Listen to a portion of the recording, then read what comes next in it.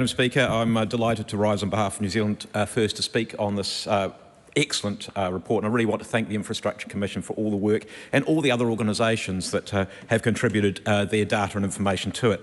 I want to start right at the beginning, which they really inspire us with what we have done in the past, and they say that New Zealand has delivered world-class infrastructure before with tremendous innovation, hard work and skill. Our ancestors knitted the country together with networks of roads, railway lines, tunnels and bridges.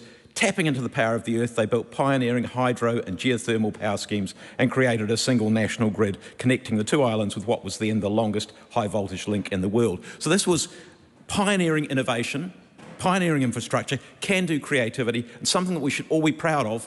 But somewhere along the line, and they're holding a mirror up to all of us, not just in this House, but all New Zealanders, and say somewhere along the line we've lost that can-do innovation, creativity, and we've become a country that says no too often. They point out that there is we talk about an infrastructure deficit, but that infrastructure deficit is not because of how much we spend, we've already heard that, it's because of how we spend that money. We should be seeking, they tell us, the highest value for money. There are trade-offs there, we know that. So there are four key themes they talk about. First of all, planning what we can afford. And the biggest area they point out as a problem area is transport. And Madam Speaker, we cannot promise everything. So when we go to the next election campaigns, we cannot be out there promising masses and masses of capital expenditure because we know that we cannot deliver it. We know we cannot afford it. And to the Minister's credit, he is now sort of backing that back and saying it's going to take quite a long time to deliver some of those things. So we can only promise, what we should be promising is only those things, perhaps that we'll assess those, decide whether they're a good idea or not, and then think that we'll put money into a budget, rather than say we'll promise it up front. Because otherwise the thing we know is we'll also get the price spectacularly wrong. There's been some comments about probably what will be the biggest project in the country by a mile, and that's the second Auckland Harbour crossing. Now, if we were thinking about doing that, there is one other way you could help to try and fund that, and that is to say, well, we will start levying development contributions on properties around that areas which will benefit from it. That is one thing you could think about doing. That will be long-term planning. They recommend in the transport area greater use of benefit-cost ratios and possibly a ComCom-like process. But, Madam Speaker, I would also say that that you need to consider the economic benefit that can be generated by any of these projects. And the one I particularly think of, seeing it's come up several times, is the Northland Road.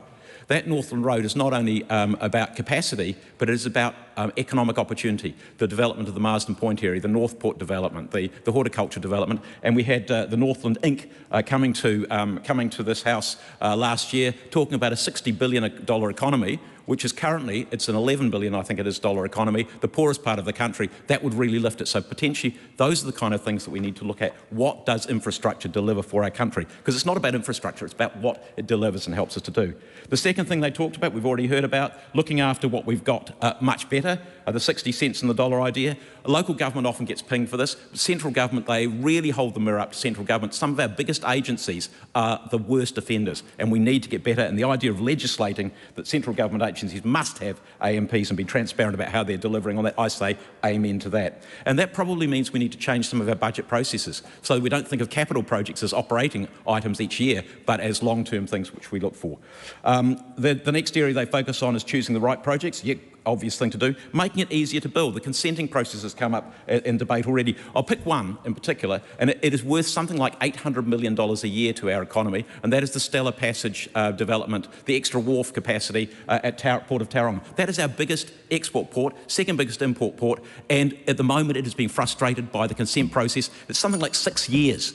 And that is costing this country a fortune. We need to fix those things. And then we've got reconsenting. That's absolute madness. We're trying to run an economy with a ball and chain wrapped around our feet, and we have put that ball and chain in place, and we need to get rid of those things.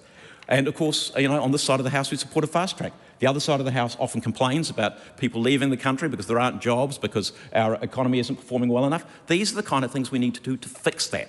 And Madam Speaker, I commend that part to you. Then we've also been mocked about traffic management and doing work on traffic management. But this This report, the Infrastructure Commission's report, notes that in terms of delivering electricity, and I know that's true for other infrastructure as well, the cost of that has tripled in terms of traffic management over the last 5 or 6 years. So, Madam Speaker, there's a long, long way to go. There's a lot more I'd like to say, but we've got a split call here, and I really do think this is a great report. It's a mirror for all of us, and we need to do much, much better and to take the politics out of infrastructure planning and delivery.